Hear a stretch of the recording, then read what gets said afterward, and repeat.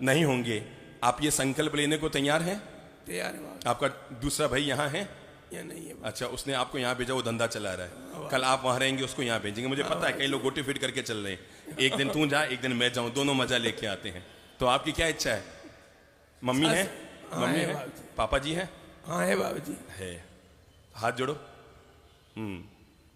बोलो, मैं संकल्प लेता हूँ, मैं संकल्प लेता हूँ जब तक हमारे मम्मी पापा जीवित रहेंगे, हम दोनों भाई अलग नहीं होंगे, अलग नहीं होंगे, अलग नहीं होंगे। अपने आप के लिए ताली बजाइए और जीवन के निर्णय का संकल्प लीजिए। Thank you.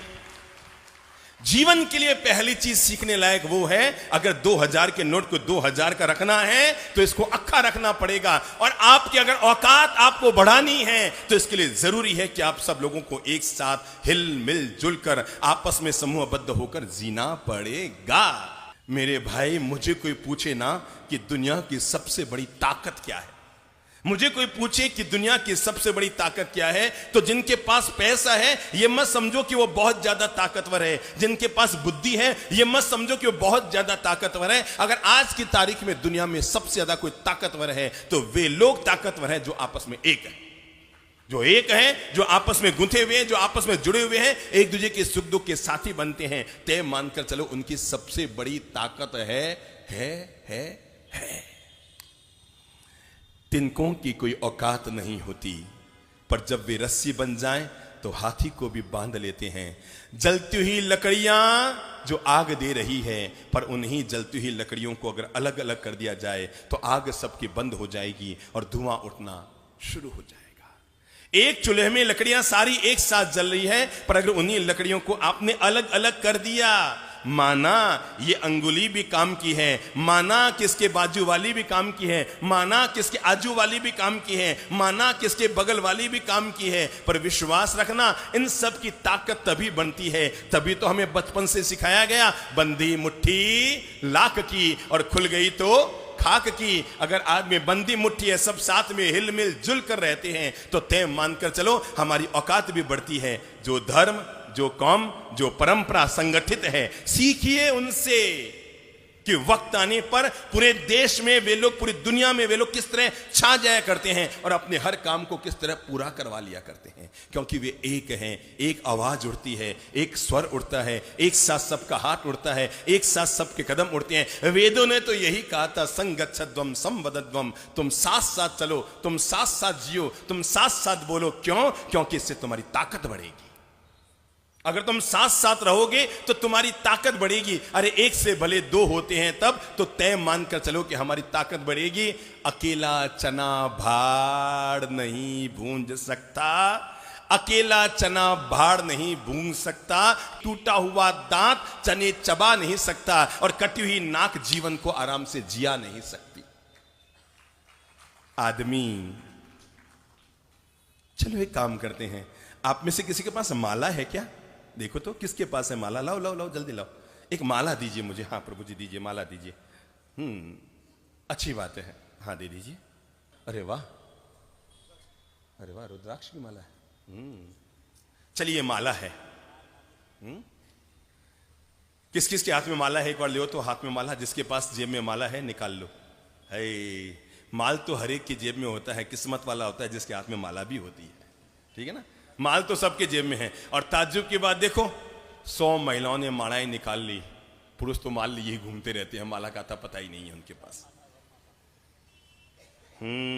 एक बार वरमाला पहनी थी ना, वरमाला पहनी थी, आज ये कर में माला है। अब जरा एक बात बताओ, इस माला को अपन देखते हैं और इसी माला से जीवन की प्रेरणा लेते हैं कि हमारे समाज का स्वरूप कैसा होना चाहिए। आप मुझे बताएंगे कि ये माला माला क्यों कहला रही है?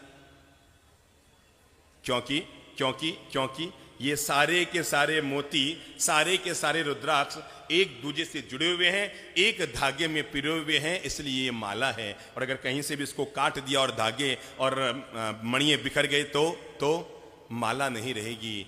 माला से जीवन की प्रेरणा लीजिए। अगर ये सारे मोती एक धागे में गुंथे रहेंगे तो ये माला का काम करेगी, और अगर कहीं से भी धागा कट गया तो इसके मणियां बिखर जाएंगे और माला का काम नहीं करेगी। अरे भाई, माला तो माला है, आपको पता है? मुसलमान लोग माला को बाहर की तरफ घुमाते हैं, पता है आपको, यूं चलाते हैं। किसी ने देखा है मुसलमान लोगों को माला जपते हुए? यूं करते हैं, देखो कैसे चलते हैं, यूं बाहर की तरफ, यूं बाहर की तरफ, और हिंदू लोग अंदर की तरफ। ठीक है, मैं कई बार सोचा करता हूं यार, ये इसमें भी माला को घुमाने में भी फर्क डाल दिया गया कि जो हिंदू है वो अंदर की तरफ लेगा, जो मुसलमान है वो बाहर की तरफ लेगा। तो मुझे लगता है इसके पीछे भी कोई रहस्य है। हिंदू जब माला को अंदर की तरफ लेता है तो मन में संकल्प करता है, जैसे मणिये भीतर की तरफ जा रहे हैं ऐसे ही जीवन में सद्गुण भी मेरे भीतर में प्रवेश कर जाएं। और जब मुसलमान माला को बाहर की तरफ निकालता है तब मन में सोचता है जैसे मणिये बाहर जा रहे हैं वैसे जीवन की बुराइयां भी बाहर निकल जाए। पर कुल मिलाकर मैं अनुरोध ये करना चाह रहा हूं, ये माला तभी तक माला है जब तक ये गुथी हुई है, एक धागे में मणिये हैं तो ये माला है। और अगर धागा कहीं से अलग हो गया तो हम सब लोग दर्जी की दुकान में जाते हैं, हम सब लोग दर्जी की दुकान में जाते हैं और वहां पर हम देखा करते हैं दर्जी की दुकान में दो चीजें होती है, 250 ग्राम की कैंची होती है और 1 ग्राम की सुई होती है। क्यों जी, आप में कौन कौन है दर्जी की दुकान में गए? हाथ खड़ा करो तो। सब लोग गए हैं दर्जी की दुकान में। और अगर आप दर्जी की दुकान में गए हैं तो वहां पर दो चीजें आपने देखी है, इतनी मोटी सुई और इतनी मोटी कैंची और इतनी सी सुई। सुई का भार होता है 1 ग्राम और कैंची का भार 250 ग्राम। इतना सा ध्यान ले लो, दर्जी जब कैंची को रखता है तो या तो पांव के नीचे या गद्दी के नीचे या टेबल के नीचे, कैंची हमेशा नीचे रहती है। और सुई जब भी रखेगा या तो टोपी में या फिर साफे में या फिर कॉलर में।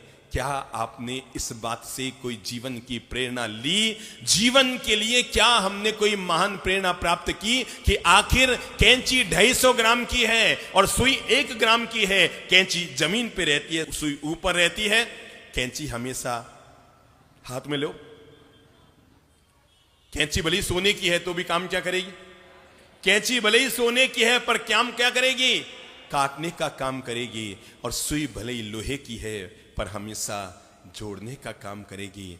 हमारे समाज में वे सोने की कैंचियां हमको नहीं चाहिए जो दिखने में तो सोने की है पर काटने का काम करती है। हमारे समाज में हमें लोहे की सुइयां भी काफी है जो जब भी चलेगी तो हमेशा एक दूसरे को जोड़ने का ही काम करेगी। सुई जब भी चलेगी एक दूसरे को जोड़ने का काम करेगी और कैंची जब भी चलेगी तो एक दूसरे को बोलो बोलो क्या करेगी? काटने का काम करेगी।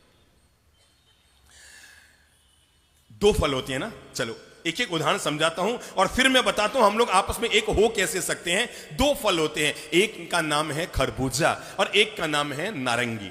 सबने दोनों फल देखे? खरबूजा भी सबने खाया है, नारंगी भी सबने खाई है। ठीक है, अगर आपने खरबूजा खाया है तो याद कीजिए, खरबूजे को हाथ में उठाइए। चलो सब लोग लो, आधा किलो का खरबूजा अपने अपने हाथ में लो।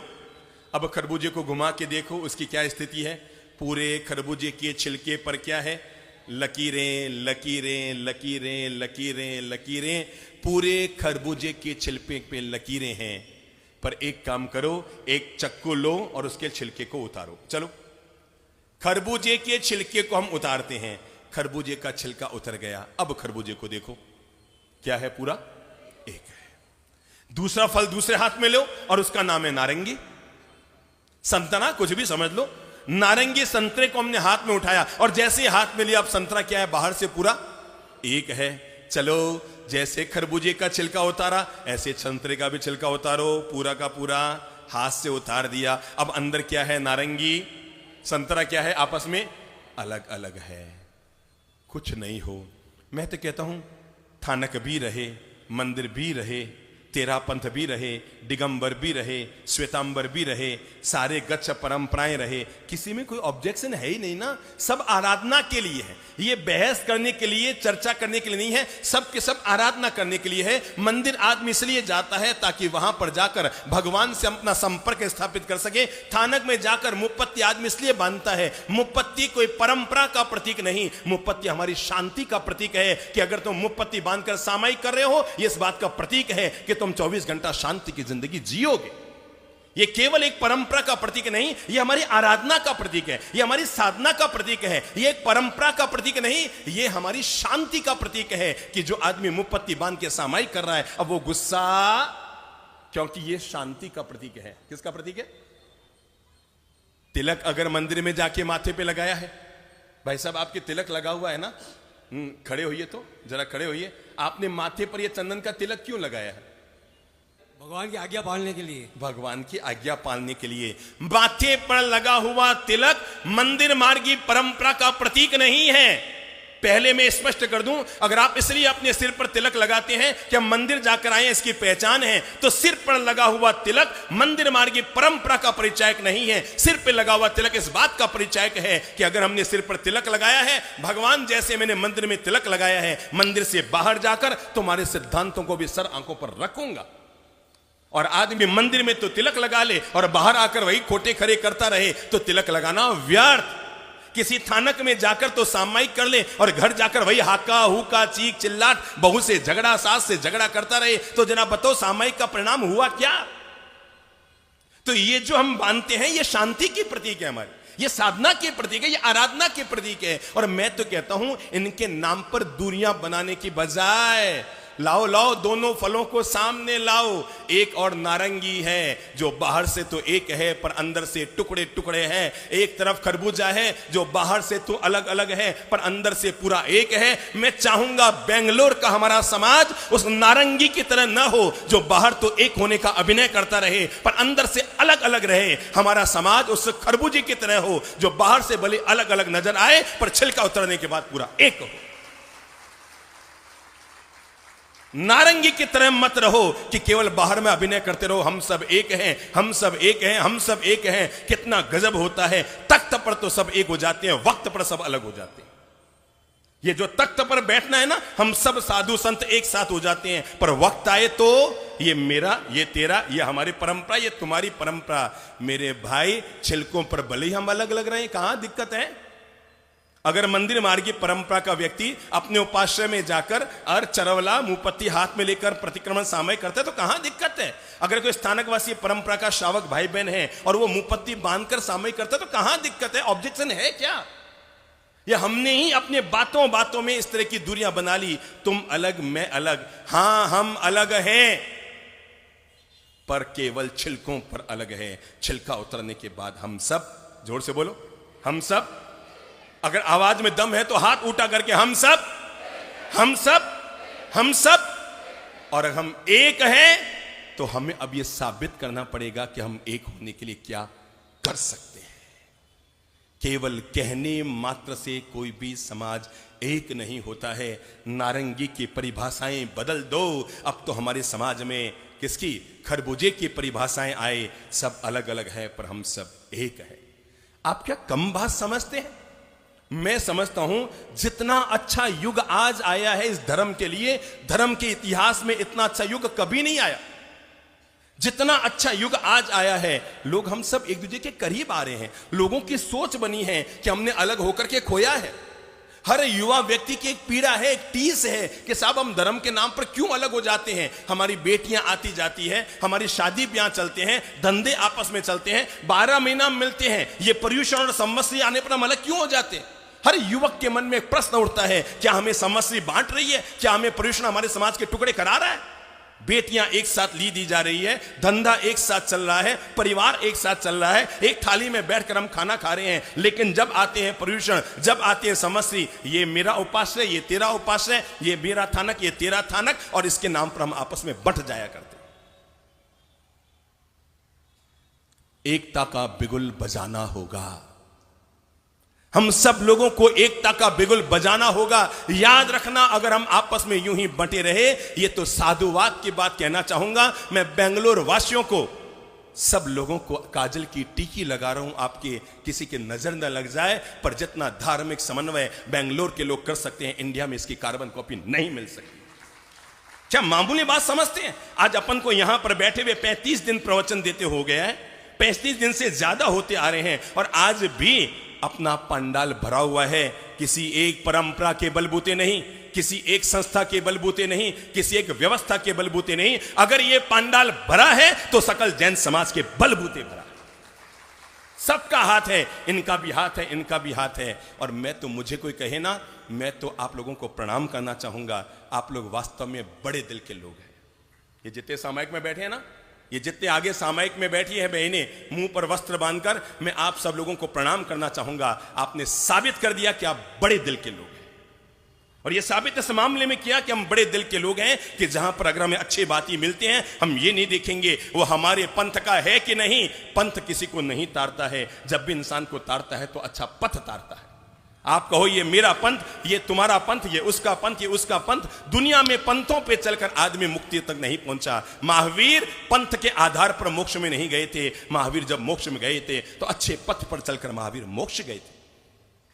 मैं उन परंपराओं को प्रणाम कर रहा हूं, विशेषकर स्थानकवासी परंपरा, विशेषकर तेरापंथ परंपरा, जिन्होंने धार्मिक समन्वय का अद्भुत सेतु बनाकर और ये जो आपने माहौल बनाया इस चातुर्मास में, सच में आप लोग प्रणम्य हैं।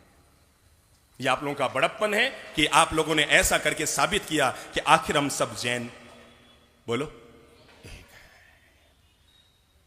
भगवान श्री महावीर का जो सिद्धांत है अनेकांत, ये हमें ये नहीं कहता कि तुम अपनी अपनी संवत्सरी का आग्रह करो।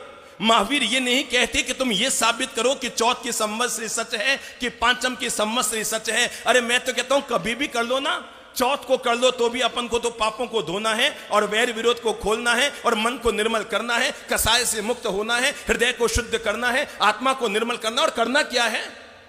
कौन सा कोई टीकी टीकियां लगानी है पर्युषणों में? मन को निर्मल करना है, तन को निर्मल करना है, कषायों से मुक्त होना है, हृदय को शुद्ध करना है, आत्मा को पवित्र करना है। पर्युषण का यही तो उद्देश्य है।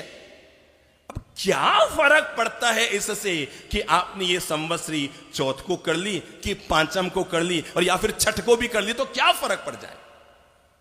कम से कम इस धर्म का जो सबसे महान पर्व है संवत्सरी पर्व, ये एक ही तो दिन है जब हम सब लोग एक जगह पर इकट्ठे होते हैं, भगवान को याद करते हैं, ईश्वर को याद करते हैं, सामायिक करते हैं, प्रतिक्रमण करते हैं। मंदिर मार्गी लोग कल्पसूत्र सुनते हैं, स्थानकवासी परंपरा के लोग अंतर्गत दशांग सूत्र का वांचन करते हैं। धर्म आराधना के दिन है, ये आपस में अलग होने के दिन थोड़े ही है। अरे मैं तो कहता हूं अगर इतना ही सबका जिद है ना कि संवत्सरी ये हो कि ये हो, तो मैं कहता हूं एक ही बेकी पे निर्धारित कर दो। क्या कर दो? एक ही बेकी पे निर्धारित कर दो। इस बार कौन सा है? सन क्या है? 17 और पंचमी क्या है? एक ही। 17 भी एक ही। तो 17 में पांचम को, 18 में चौथ को, 19 में फिर पांचम को, 20 में फिर चौथ को। फर्क क्या पड़ता है? अगर इतनी सी बात पर हमारा समाज एक होता है, अगर इतनी सी बात पर कि चौथ या पांचम के नाम पर अगर हम अलग रहे और अगर इतनी सी बात पर एक होता है, तो मैं कहता हूं याद वो नहीं किया जाएगा इतिहास में जो इस बात पर अड़ा रहेगा कि चौथ हो या पांचम हो। याद वो किया जाएगा जो इस बात का बड़ा दिल दिखाएगा कि साहब चौथ हो तो भी हम तैयार हैं, पांचम हो तो भी हम तैयार हैं, जिस दिन आप करोगे उस दिन हम तैयार हैं। केवल आदमी को दिल बड़ा करना है। आपको बोलना है? अभी बुलाऊंगा, इधर ही बैठो। हाँ। ये महावीर का भवन है। हम यही चाहते हैं गुरुदेव कि सब एक रहें, एकता में जिए। इतने दिन से आपके व्याख्यान सुन रहे हैं, हमारे ऊपर तो प्रभाव पड़ रहा है, मगर साधु जी के ऊपर प्रभाव डालिए। तेरापंथी भवन में जाइए, मंदिर मार्ग भवन में जाइए। सितंबर, दिगंबर, तरुण सागर जी अलग बोल रहे हैं, ललित प्रभा जी अलग बोल रहे हैं, महाशर्मा जी अलग बोल रहे हैं, रूपमणि अलग बोल रहे हैं। तो हम कैसे एक? ताली बजाओ इस बहन के लिए। ये इनकी आवाज नहीं, ये पूरे समाज की आवाज है। ये एक महिला की आवाज नहीं है, हर महिला का, हर व्यक्ति का दिल का दर्द है। हम कैसे एक हो सकते हैं? हम एक होने को रेडी हैं। चातुर्माल अलग आता है, चमचरी अलग आती है, संत बट गए हैं तो समाज क्या कर सकते हैं? सही बात है, सही। इसलिए आप सब संत को एक कीजिए। हम सभी एक हैं गुरुदेव, हम सभी एक हैं। हमारी बेटी बाई सुंदर, लो ये तो माता जी जोरदार है कि आप एक हो जाओ, हम तो एक ही हैं। हम एक हैं, साधु जी एक नहीं हैं। सभी का पंथ अलग है, सभी का धर्म अलग है। उधर जाए तो वो बोलते आप गुरु वंदना करो, इधर आए तो आप बोलते मंदिर में आओ। हम कहाँ जाए हमारे को मालूम नहीं पड़ता है। हम तो महावीर भगवान के अन्याय हैं। ठीक है, बोलने दो, बोलने दो। इसी में जीना चाहते हैं प्रभु, इसीलिए आप बेंगलोर में आए हैं। तो सभी को एक कीजिए। समाज तो सभी इधर बैठी है, छठी सी कौम बैठी है, मगर साधु जी एक होकर इधर नहीं बैठ सकते हैं। साधु जी को सुधारिए, हम सुधरे ही हुए हैं प्रभु। हमारी माँ तो जोरदार मारिया मने। हम बोल रहे हैं एकता में साथ देखो भाई, बाकी सब बेकार हैं। हम पियर में बाई समुदा हैं, ससुराल में मंदिर मार्गी हैं, बेटियां बाई समुदा में हैं। हम तो सभी एक ही हैं गुरुवर, आप एक होकर बताइए। तो हम महावीर के शरणों में प्रणाम करेंगे और आपको भी प्रणाम करेंगे और युग युग तक आपका नाम अमर रहेगा। और 6 महीने से मैं आपका प्रोग्राम सुन रही हूँ अरिहंत चैनल में। 8:45 पे स्टार्ट होता है, 9:05 पर ख़त्म होता है। आप इतने ज़ोर ज़ोर से बोलते हैं, एनर्जी ख़त्म करते हैं। सभी साधु भी तो सुनते रहेंगे, मगर किसी को अक्ल आती नहीं है। संसार छोड़ दिया मगर राग लोच नहीं छोड़ा है, इसीलिए राग लोच छोड़ना होगा। और सही बात है, सही बात है, सही संतों बात को एक होना होगा। समाज एक है भगवान, संत एक होकर बताइए तो हम मानते हैं। और हमें जो भी बोला है आपको बुरा लगा हो तो हम क्षमा चाहते हैं और सभी को वंदन करके हम क्षमा मांगते हैं। हमारी माँ अब जो मैंने मुर्गो बनार छोड़ सो गई। पैसे वाले को माला पहनाई जाती है और कितना भी अटाई करो, मांस खमन करो, उसे पीछे बिताया जाता है, उसका कोई नाम नहीं लिया जाता है प्रभु। इसीलिए सभी एक होकर जिए और जीने दो प्रभु। और आपका ऐसा ही उपकरण चलता रहे और हमें खुशियाँ मिलती रहे। जय थैंक यू माता जी, जय महावीर।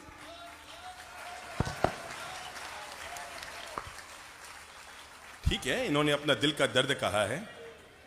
मंदिर बांटे स्थानक बांटे, बांट दिया भगवान को। मंदिर बांटे स्थानक बांटे, बांट दिया भगवान को। इन बड़े बड़े संतों को कह दो मत बांटो इंसान को, मत बांटो इंसान। मंदिर बांटे स्थानक बांटे, बांट दिया भगवान को। और इन बड़े बड़े संतों को कह दो देखो मासा, ओ अच्छी वाली मासा, हाय थे बहुत अच्छा हो। ये तो तुम्हारी माँ मैंने नहीं बोली हो जिंदगी में, जो तो आज थे बोलने गया। सीधी मुंह पर दनादन टिकाता गया कि महाराज सुधरना तो थे, सुधरो, माने कि सुधर रहे हो। देखो भाई, संत तो हमारे हाथ में नहीं है पर समाज हमारे हाथ में है, ठीक है ना। ये सारे संतों को एक करना हमारे हाथ में नहीं है, पर मैं इतना सा कहता हूं, संत देश भर में केवल 15,000 हैं और श्रावक 1 करोड़ है, ठीक है ना। संत केवल 15,000 हैं और समाज 1 करोड़ है। अगर समाज ये ठान लेगा ना, अब देखो संतों ने समझाओ तो हमारे हाथ में थोड़ा थोड़ा है, थोड़ा थोड़ा को नहीं, ठीक है। समझाते हैं हम, अनुरोध करते हैं हम, बहुत हाथ जोड़ जोड़ के कहते हैं हम कि भाई कुछ भी कर लो, पूरे समाज एक साल चौथ को कर लो, पूरा समाज एक साथ पांचम को कर लो। और मैं आपको बताऊं ऐसा भी नहीं है माता जी, कुछ परंपरा के बड़े संत हैं जिन्होंने अपनी तरफ से पूरी परंपरा के द्वारा यह आश्वासन दिया है, अगर संवत्सरी के नाम पर जैन धर्म एक होता है तो हम झुकने को तैयार रहेंगे रहेंगे रहेंगे। जिस परंपरा के आप हैं उनके भी आचार्य ने यह बात कही। तो ऐसा नहीं है कि सभी आड़ू पंथी हैं, कुछ महावीर के पंथी भी हैं, ठीक है ना। पर बहन ने माता जी ने दर्द उठाया और मैं अनुरोध ये करना चाहूंगा। अच्छा एक बात तो तय है, आज यहां पर ये 5,000 लोग बैठे हैं। चलो पहले अपन लोग, वो लोग हाथ खड़ा करो जो चाहते हैं हमारी संवत्सरी अलग अलग हो, जो चाहते हैं संवत्सरी अलग अलग हो, हाथ खड़ा करो। एक भी नहीं, एक भी नहीं। ये 5,000 लोगों में एक भी हाथ खड़ा नहीं। कोई चाहते हमारी संवत्सरी अलग हो? नहीं चाहते, नहीं चाहते। मैं चाहूंगा अब वे लोग हाथ खड़ा करो जो चाहते हैं हमारी संवत्सरी एक हो। देखा देखा देखा देखा देखा, ये इस धर्म का भाग्योदय है। मुझे अगर कोई पूछे कि इस धर्म का सबसे भाग्योदय का पल कब आया है, अरे हम एक कब होंगे ये तो वो तय करेगा, पर हमारे भीतर ये सोच बन गई कि हमें एक होना चाहिए, ये बहुत बड़ी उपलब्धि है। अरे मेरे भाई, बिखरी हुई मिट्टी भी अगर इकट्ठी हो जाए ना तो ईंट बन जाती है, और बिखरी हुई ईंटें अगर इकट्ठी हो जाए तो दीवार बन जाती है। बिखरी हुई दीवारें अगर आपस में जुड़ जाए तो घर बन जाता है, और बिखरे हुए घर अगर आपस में जुड़ जाए तो परिवार बन जाता है। बिखरे हुए परिवार अगर जुड़ जाए तो समाज बन जाता है, और बिखरे हुए समाज अगर जुड़ जाए तो पूरा जैन धर्म एक हो जाता है।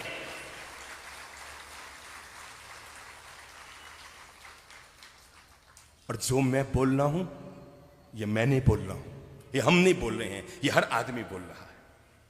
जो मैंने अभी बात कही, अगर मैं अकेला बोल रहा हूं तो कोई बात नहीं, यहां पर जितने लोग बैठे हैं हर आदमी बोल रहा है, सब हम अपने धर्म का यह स्वरूप देखना चाहते हैं। अरे आखिर कब तक 2 बिल्लियों की लड़ाइयां होती रहेगी और बंदर मामा अपना मजा लूटता रहेगा? कब तक?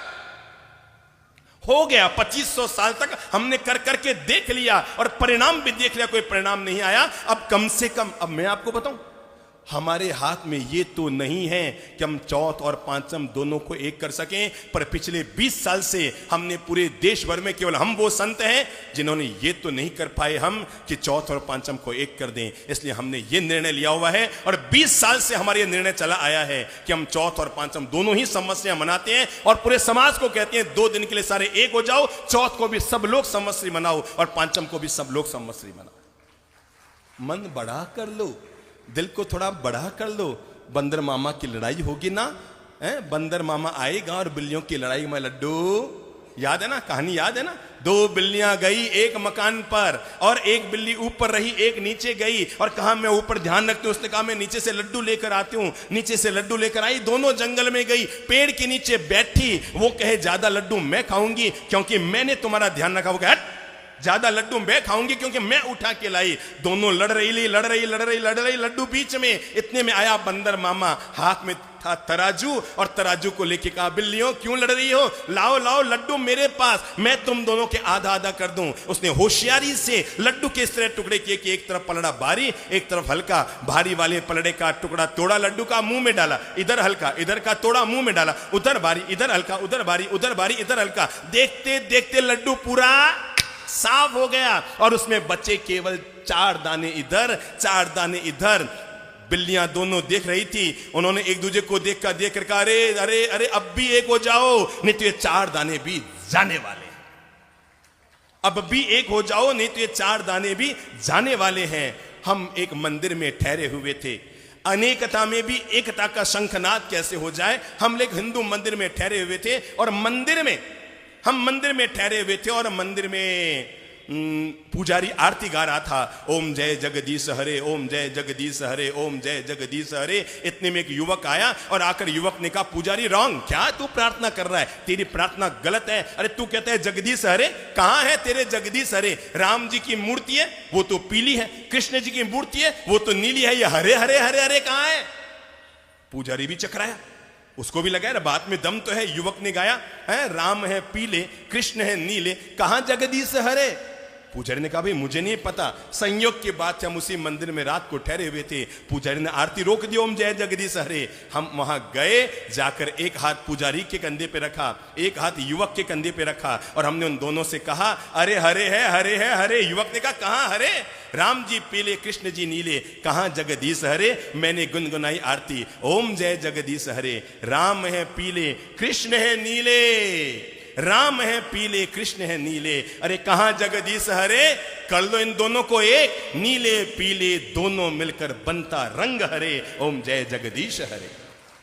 अगर आप साथ हो जाओगे, करीब आ जाओगे, निकट हो जाओगे, शक्ति बढ़ेगी।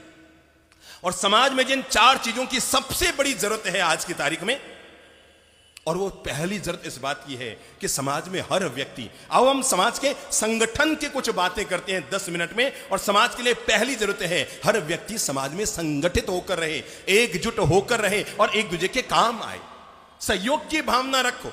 अगर कल आपके काम पड़ गया, वो उसके काम आए, वो उसके काम आए। अगर कभी स्थानक भवन में कमरे बहुत बड़े हैं और मंदिर मार्ग की परंपरा का चातुर्मास हो रहा है, आप आराम से उनको कमरे दीजिए, किराए मत लीजिए। कभी थानक में बड़े संत का चौमासा है, उनको 40 रूम की जरूरत है और आपके मंदिर में 10 रूम है, अपनी तरफ से चला के फोन कीजिए, साहब आपका चौमासा हो रहा है, हमारे 10 रूम आपके लिए हाजिर है। कोई किराया लेने की जरूरत नहीं, कुछ नहीं करना पड़ता है, केवल दिल को बड़ा करना पड़ता है। अपन लोग तो हमेशा एक दूसरे के